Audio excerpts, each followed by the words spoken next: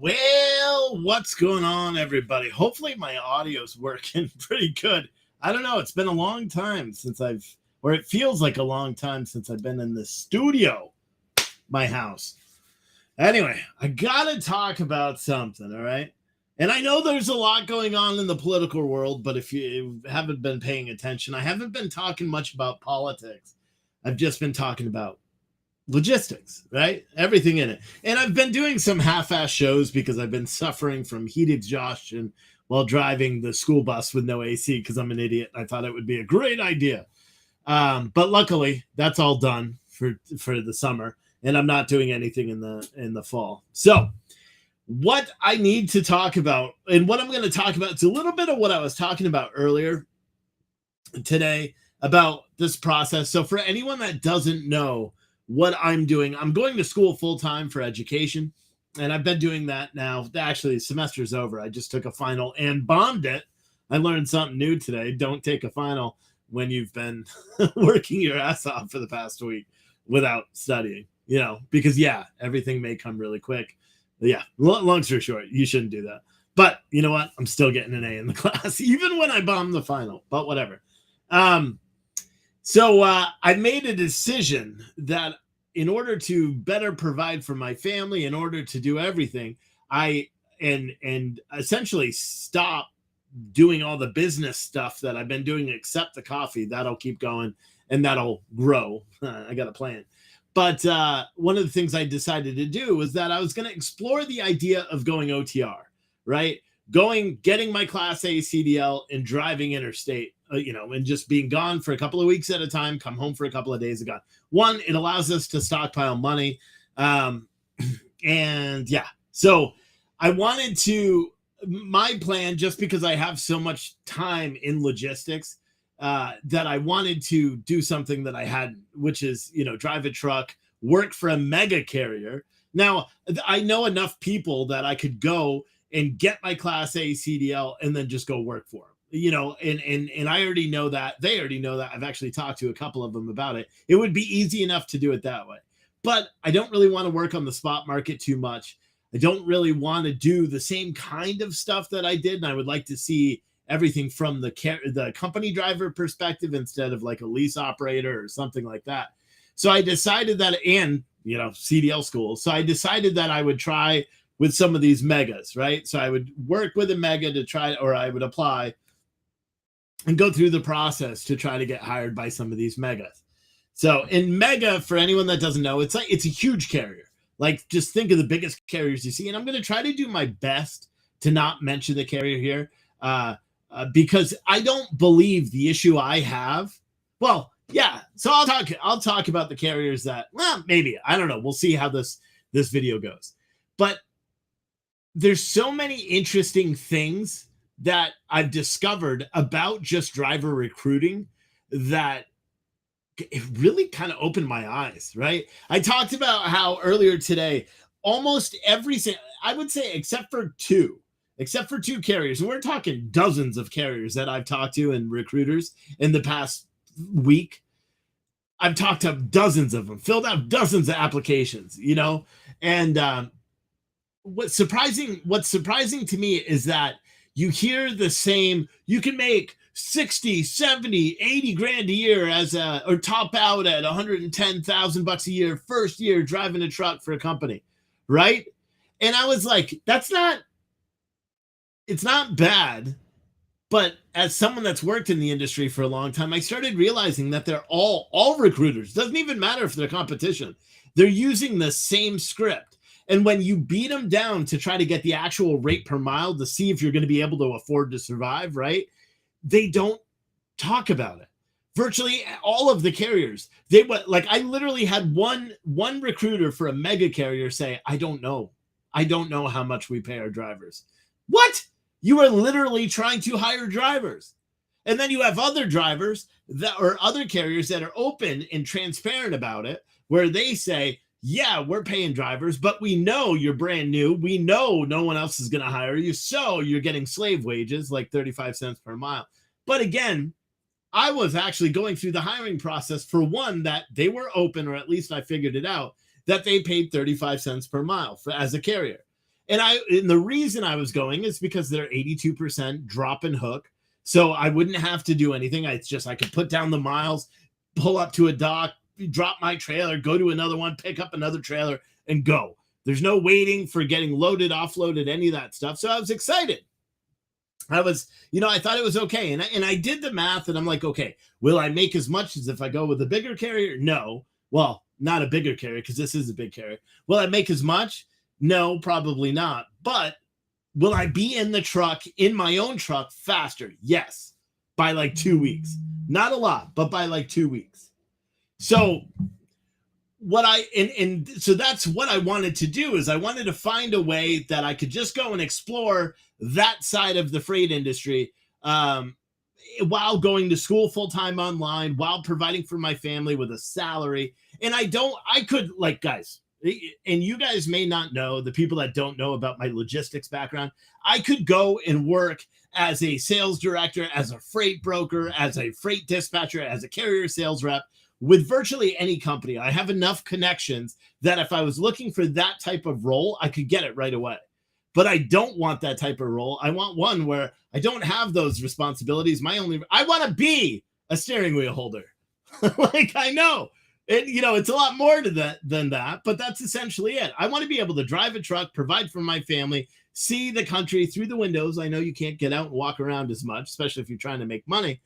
All right, so back to what I was saying. So that's why I'm doing what I'm doing, because I know a lot of you guys are like, what the hell? What in the hell? But so this is what I did. Obviously, people know I have my CDL. I've got a Class B CDL, but I need to go back to school. And here's the thing. They all lie. Even trucker schools lie to you, right? So maybe I should start with that, and then we'll go into the lies freight dispatcher or freight recruiters told me. So the thing, back in 2022, in February, the FMCSA put out new guidance, basically saying, you know how it used to be kind of easy to get a CDL? Even though we have this mythical driver shortage, we're going to make it a little bit more difficult. And I agree with it, because they have you do some fundamental training that everybody should know, right?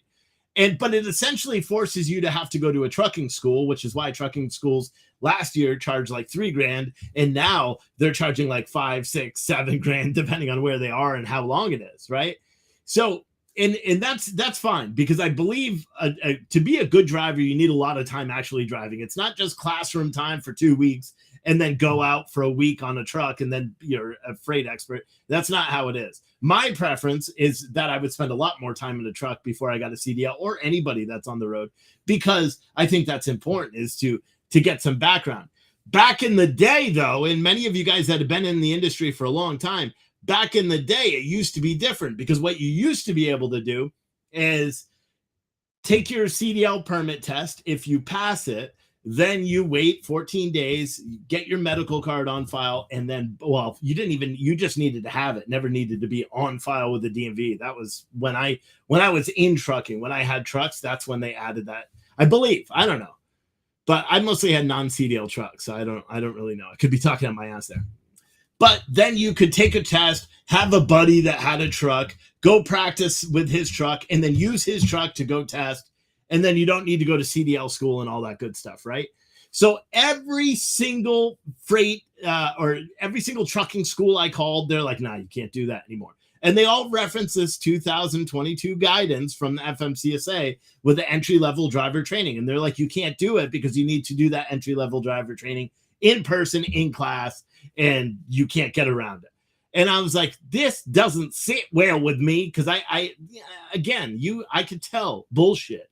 So I knew it was bullshit. So you know what I did? I walked into my DMV and I asked that question. I was like, hey, listen, I have a CDL permit because they give it to you for a year. I also have my Class B CDL. If I go and take the combinations endorsement, then I have a Class A permit. Can I just go and rent a truck and take my CDL? And they're like, I think you can, but I'm not sure, so I'll have to find out. And then they gave me a business card. And the business cards had someone's name. But look, you can see it's a seal of Virginia on it, right? So I called this lady who's in charge of everything in the DMV, apparently. And so I didn't call her. I emailed her. And I said, hey, ma'am, I'm trying to ask a question. And I need a straightforward answer from you. If I have my Class A permit, I do the entry-level driver training because they have an extension from Class B to Class A. If I do that training online, they offer it online.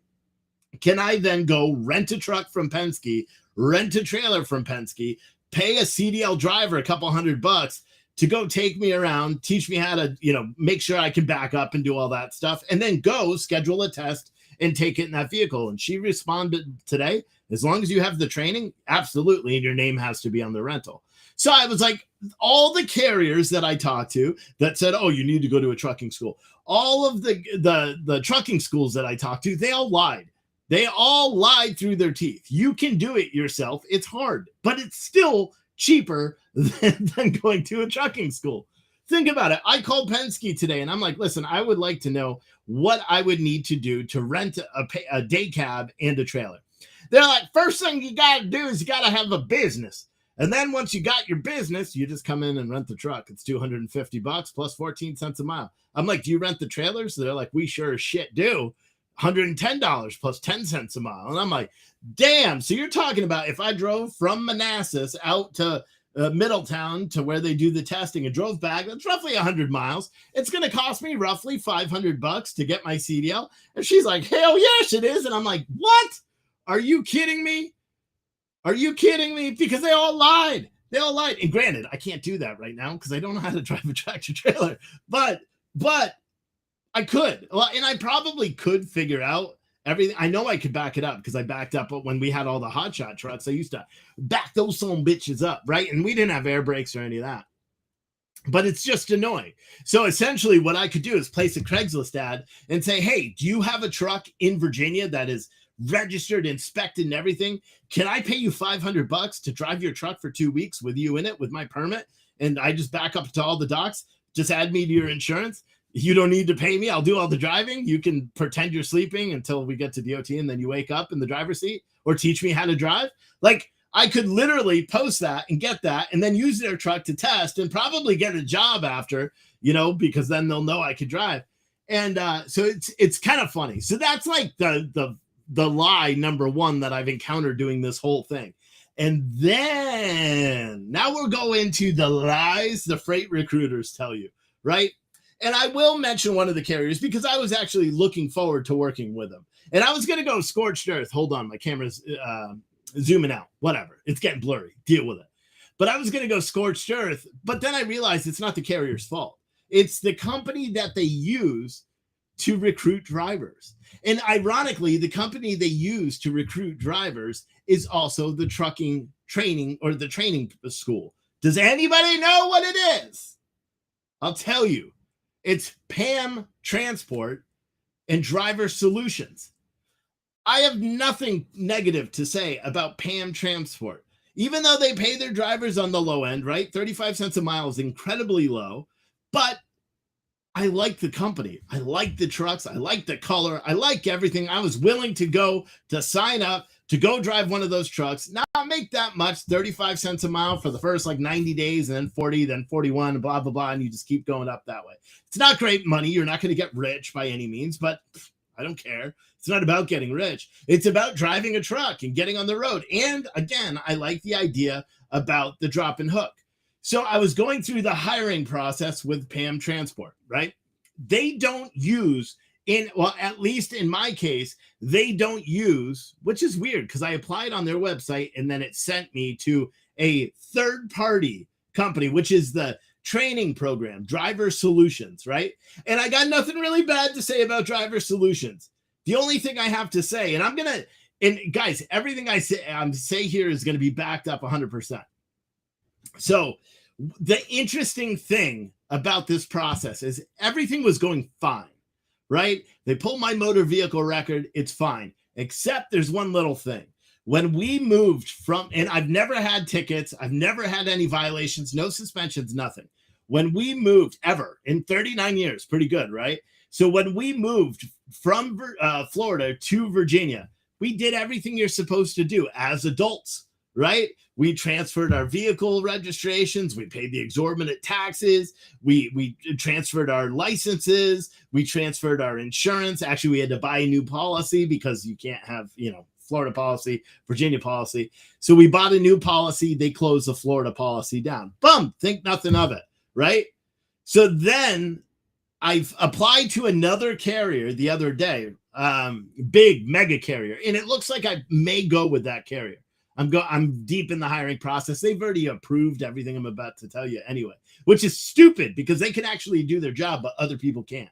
It's really stupid, and I had the meeting at 4. Like, I was so bent out of shape after talking to the recruiters with Driver Solutions that then I get into this conversation at 4:00 and I'm like, okay, just mellow out. Okay. So listen, so what happened was when I got my Virginia license and got the Virginia insurance, they sent a cancellation notice to the state of Florida saying my insurance policy is canceled. The DMV in Virginia sent a notice to the state of Florida, which said his license has been turned in or surrendered to you because he now has a Virginia residence. And that's it. Never heard anything back. Never heard anything about it. When another carrier pulled my record, they noticed that there was a note on Florida's license saying that my license to drive in Florida, i.e. my Florida license, was not valid because of the cancellation of insurance. And I couldn't figure out what the hell it was. I tried to call, couldn't get. I backdoored it in, calling through some back. I called like a janitor's helpline, and then somehow I got in touch with the suspension department in the state of Florida. I am not joking. 3 seconds. I started saying what it was. She's like, "I got you. What's your social security or what's your driver's license number?" I told her. She's like, "Yep, you didn't return the plates." She's like, "Can you send proof of insurance that you had insurance on this day back 2 years ago?" I'm like, "Sure as fuck can. We've had Geico for 11 years. So I'm like, boom, sent her the insurance. She deleted it off there's nothing there on Florida. So it's back to being clean. I then pull my Florida record. I send it to carrier number 1. Carrier number 1's like, I told you could do it because they told me how to do it. And I was like, done. So now I'm in the hiring process, deep in the hiring process for carrier number 1. Great stuff, right? And just like someone said, it happens all the time. That's true. It does. And that's what the lady said. Okay. Now, when you go in deep, like there's two different services that companies use to pull, commercial driver's license history, driver records, right? They use a company called HireRight and they use a company called Driver IQ. They both list the same exact details, but they list them differently, right? Driver IQ highlights it and says, hey, this is something you should check on. It shows that he's got a note in the state of Florida. Once I solve that, it's fine. Hire IQ does something different. They call it a withdraw, right? Because it's my license even though they sent notice when Florida suspended the license that I didn't have, they sent that notice to Virginia. But Virginia's like, this isn't a suspendable offense. So nothing happened. And my license was never suspended because Virginia's like, nah, whatever. I don't know why Virginia didn't do anything or send me a notice or anything. So that was done. But wait, there's more. So you know what happened next? I send Pam, the Driver Solutions recruiters, again, super nice lady. The first one. Second one, not so much. She thinks she knows everything. But the first one, she's new, only been there a couple of months. Very nice. Didn't know a lot about it, but very nice. So she's saying, hey, we got this issue. Your Virginia license is showing that it was suspended. And I'm like, no, it wasn't. She's like, yes, it was. I'm like, no, it wasn't. She's like, yes, it was. And I'm like, no, it wasn't. Here's the proof. She's still like, well, my boss is saying it is. And I'm like, but it's not. And she's like, but they're saying it is. What do I do? And I was like, okay, this is what the issue is. You guys don't know what you're doing. You just got to figure out what you're doing. And I called the Virginia DMV. I first got through after an hour on hold yesterday, and they're like, your license has never been suspended. And I'm like, yeah, but you see that little note? And they're like, yeah, that little note doesn't matter. And I'm like, can you delete it? And they're like, no. And then I'm like, can you send me a letter that says I've never been suspended in the state of Virginia? And they're like, yeah, it's called your driving record. Just pull it. It shows that you've never been suspended. I'm like, yeah, I know, but these people don't know how to fucking read, excuse my language, a driving record, They just don't know how to do it. So then I'm like, well, what do you do? Like, what do I do? So I kept going back and forth. I went into the DMV yesterday to ask them. They couldn't give me they were just like, I'm sorry. Tell them to learn how to do their jobs. The ladies in the DMV told me to tell the recruiter how to do their job or to do their job properly, because they're like, your license hasn't been suspended. We can't write you a letter saying it's never been suspended because it's never been suspended. Do you know what I mean? They sent me some like note. They gave me something that's in the car, which is like, your license is not suspended. So I sent that to them. And they're like, well, we know it's not suspended now, but how do we know it wasn't suspended in the past? I'm like, because I'm fucking telling you. And you can see on my driver record, it doesn't say that it's suspended, but whatever. They didn't want to listen. And then I just kept getting nowhere. So finally, I decided, and I don't know if you're going to hear this well, but I decided to call back and get clarification from the background check provider that this company uses. Okay. And I recorded that phone call. Just for clarity again, can you just say what you just said one more time, so that I should just ask them to call you because they're misreading my report, right? Yes, that's correct. Okay. They're misreading it. Yeah, because the type on the left-hand side, you know how it says WTH, and on the bottom it shows surrender as SURR. Yeah. If it was suspended, it would have had SUS on there, right, and then another description showing suspended. So it's not suspended, it's just a withdrawal. Right. Okay. So and then I go on, because then she gives me like all this other identifiers, because she basically said, have them call me. I can tell them that they're reading the report wrong. And so I was like, okay, this is easy. It's now solved. Now we know that the background company provider, the ones who generated my background check, are saying that the recruiter is reading the results wrong. Very simple, right? You would think at this point, would you say, haha, Steve's got this. Steve wins. Steve is awesome. So what do I do? I call the lady back, I get her on the phone, and she just berates me. And this isn't the same nice recruiter. This is, I'm guessing, her boss. Right. And she just goes on. She keeps saying that my license was suspended. And I'm like, but you do know it wasn't. And she's like, but it is. And I'm like, but your company, the company you hired to pull the background check, told me you are reading the background check incorrectly because it doesn't say any suspension. She's like, you shouldn't have called them anyway. I'm like, what do you mean? They provided you with information about me, which you are then lying and saying something didn't happen, which is just mind-boggling to me.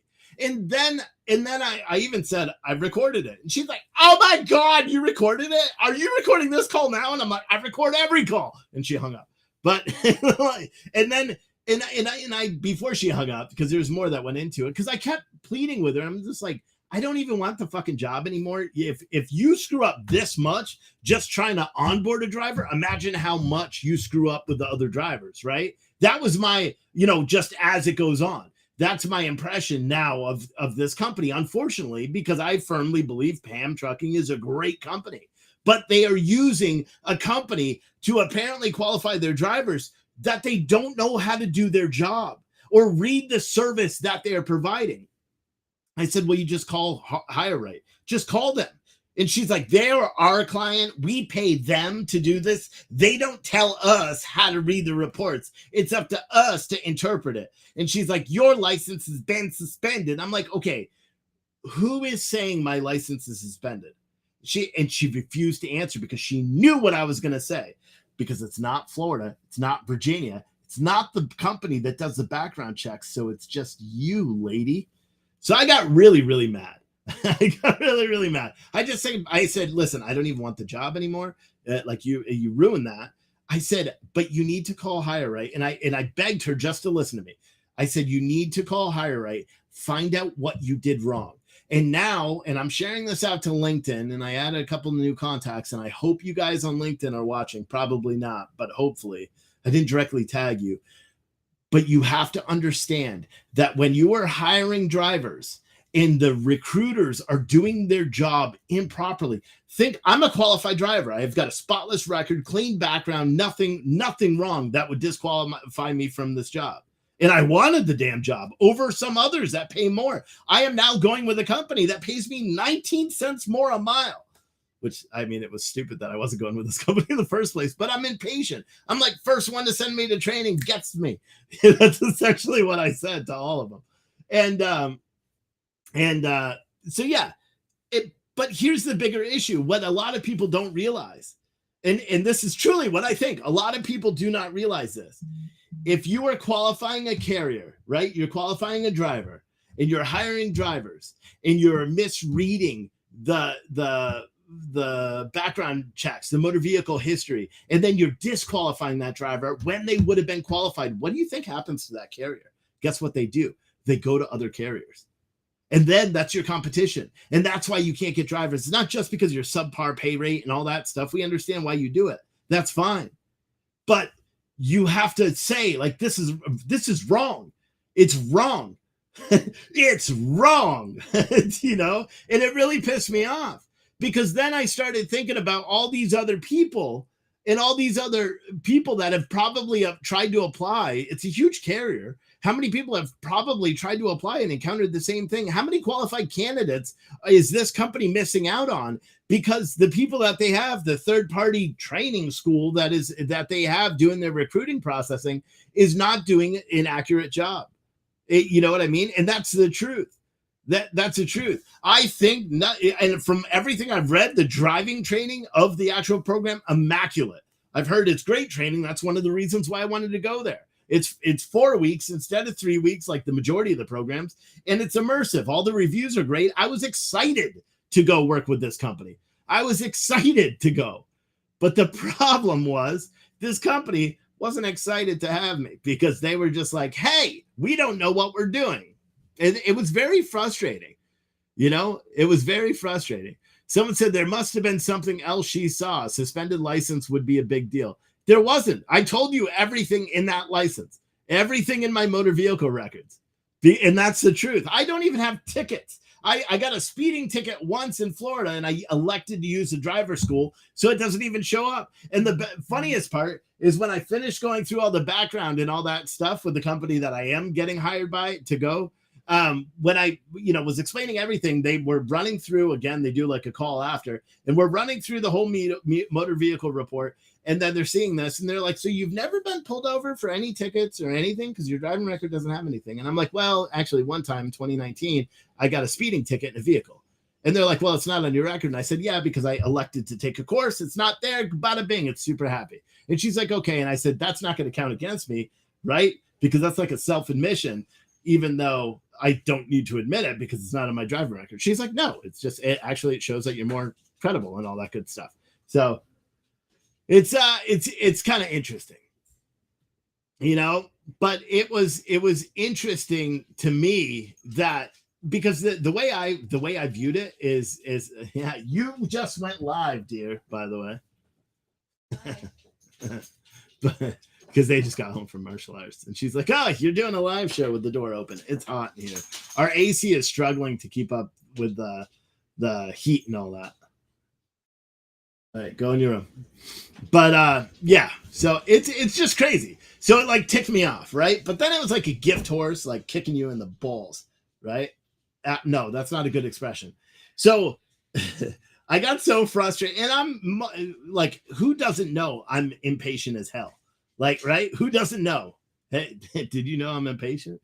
But so of course I've applied to like 50 different jobs, right? 50 different driving jobs, blah, blah, blah. I applied locally to local Class B CDL jobs. They don't pay shit. Like, I literally get paid more by hundreds of dollars to go over the road than what I would working locally. So, what is this?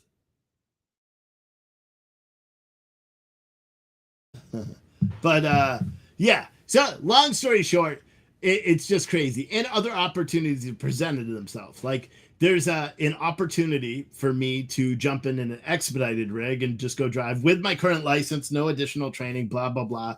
The only thing I'm kind of hesitant of, it's a percentage of the load versus like traditional cents per mile. I like the cents per mile, but it's still a company driver, it's still all that. And I wouldn't have to do any training, any co-driving, none of that shit, because I already have a Class B, you know? So, and it's got a full sleeper on it and all that good stuff. So I'm waiting to hear back from them, because I actually applied for just like a Sprinter van expedited bullshit where they're like, yeah, you'll make like $1,000 a week. I'm like, done, doing it. You know, because I'm like, fuck it, whatever. And because the Sprinters all have full sleepers built into them. They're actually pretty nice. And so I was like, I'll just do that and just see the country, get paid a set amount. That's fine. Doesn't get the CDLA, but whatever. I was like, I'll do that. So I actually applied for that position when I was talking to the recruiter for that trucking company. He's like, he's like, dude, I got to ask you. And I was like, what? He's like, why are you applying for this job? Because he sees my whole resume and he's like, why are you applying for this job? And I'm like, well, because I want to, you know, and I did go into specifics about all the financial benefits and all that and the long-term goals and not spending money and doing all this stuff.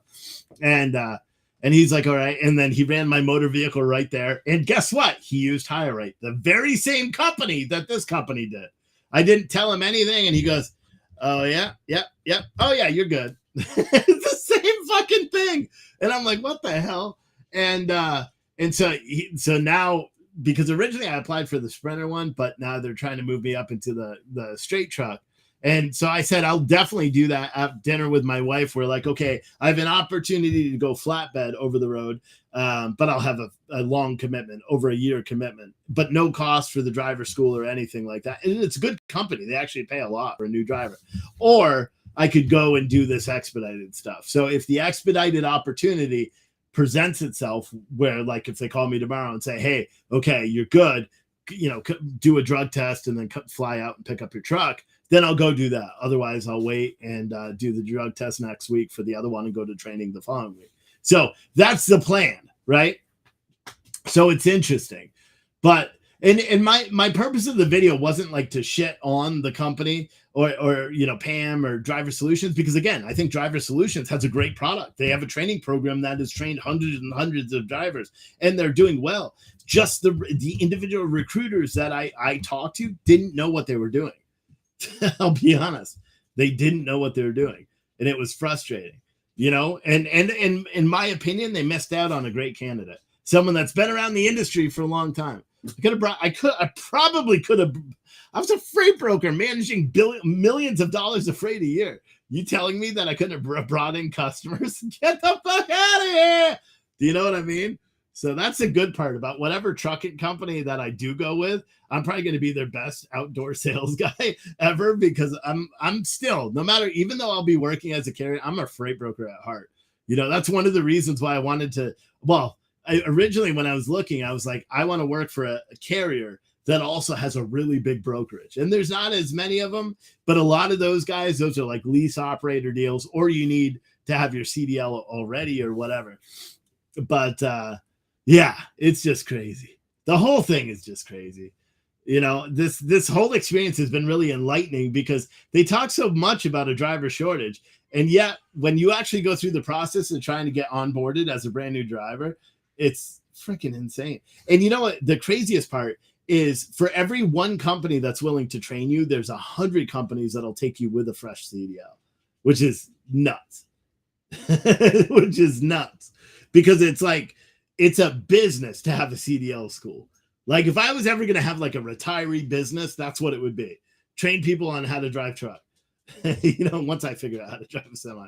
But yeah, the whole thing is just, it's been nutty. Someone said, I do the Class B expedited truck. You're too big for a van. Yeah, but it's hard. The reason why it's hard to do the Class B is there's not a lot of opportunity for a solo driver in a Class B expedited. You know, if any of you guys know one, let me know, you know, but there's just not a lot of opportunity. So that's why I was looking at the Sprinter, and I did the math. Like they told me all the numbers and everything, and I wrote down, you know, multiplied, divided everything. And I'm like, fuck, I'll literally make the same amount driving an expedited rig, except I was about to go to training for a month without any pay whatsoever. I'm like, I could be making money from day one in that Sprinter van, still doing all the same shit, running all over the country. Freight rates are lower but they're still busy according to their dispatch. They're busy and they're working. They're like, oh, sometimes the driver has to sit. Like one guy got offloaded Tuesday night. He just finally got a load this morning. I'm like, what? That's not a long wait. I've had long ass waits before. That's not a long wait waiting for a load, But yeah, it's just the whole thing is just it's pretty insane to me. It really is. Just this whole process has been nutty. But yeah, Dean said expedite is normally 60-40. Yeah, that's what it is.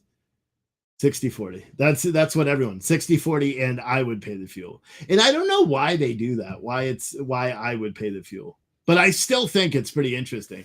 And I like I could probably, if I took the Sprinter van, I'd probably be in the Sprinter van tomorrow. But I wanted to try for the truck because I do have a CDL. I want to run the truck and I want to have a big sleeper because I want to do all my homework and all that stuff right on the truck. Obviously, we'll start having vlogs about the driving, do the Capacity Today show from the truck every day. That's really the kind of the goal is I'll be able to make the money from the show. I'll be able to make the money from driving. We'll put all that money in, pay off all our bills, do all that stuff, still flip the coffee and do all that as we do. But I don't want to work for anybody, in an office because I'm not very good at that. I clash with virtually everyone. And I'll be honest, I'm completely petrified of being in the truck for 18 days because I don't like people. Do you know what I mean? I really don't. And I've come across as a brash asshole. I know that. So, but you got to do what you got to do, right? So that's my little story so far about this. It's been interesting to say the least. And now, unless I hear back from the expedited people, I'm not going to hear anything until at least Monday because I'm going through like the final paperwork push for the other carrier. And I like the other carrier, Red Trucks. They got Peterbilts and freight or internationals, which I don't want, and Freightliners. I like Freightliners, and they're all automatic, which is fine. And but I opted out of the 3 different ones. I opted to flatbed, strap it down. And I even told her, I was like, I'm a little bit nervous. I don't know that much about load securement. I any sort of freight I've ever been involved in has been drive-in. So I know how to use a forklift and all that, but I don't know how to properly chain something down or strap or tarp, but I want to be active too. So I don't know. It's kind of interesting, but that's the story about why it's very important to have freight dispatchers that know what or not dispatchers, but recruiters that know what they're doing. Because if you don't know what you're doing, you're going to lose good candidates. And how many candidates do you lose before the company that you're working for realizes that you're costing them money? I don't know. Maybe, just maybe, someone will figure it out after this. And again, just for clarity, if they called me tomorrow, like if Pam called me tomorrow and said, hey, Steve, we got you. Sorry about this. We got you. We'll send you to training. I would go with them in a heartbeat. Because for one, I like the company. I met their CEO years ago when I worked at FreightWaves. Nice company, great things. Sure, their pay isn't that great. I don't care about the pay as much. I liked the drop and hook thing, and I liked that the opportunity to be on your own driving quickly, and making money, living that life. That's what I like about it. And so I would do it. But unfortunately, I just think that ship has sailed because everything I said so far. But it's pretty interesting. Someone said, depending on the company, you might want to get hazmat. It's a written test plus. I thought about doing the hazmat endorsement as well, but I don't want to haul hazmat pretty much ever. So to me, it's not really worth it. I'm going to be spending all morning tomorrow just doing refreshers on the combination exam. So that way, when I go in, boom, get that. I'll have my Class A ready to go. There we go. Someone said that anything on Cisco just got hired. Nah, we don't have a Cisco around here. I almost did like Coca-Cola. It's not Coca-Cola, but I almost did like a Coca-Cola distributor sales. But then I was like, nah, it's commission only. I can't do that. I need to make sure, because here's the problem. If you say I'm going to make 700 to 800, I want to make 800 to 900. You know what I mean? That's just who I am. So I want to work harder to make more money. If there's no opportunity to make more money, or you're capped at say $1,000 a week in commission because there's nothing else you could possibly sell on the route, it's pointless for me. I don't want to do it. So that's it. You know, if any of you guys, you know, I made a deal. I thought I made a deal. He got me all excited yesterday because I texted him. I said, hey, you pay for my driving school. You pay for my CDL school. I will drive. I'll go. But I don't know. It's very interesting. Anyway, guys, that was my show. I will see you all tomorrow several times.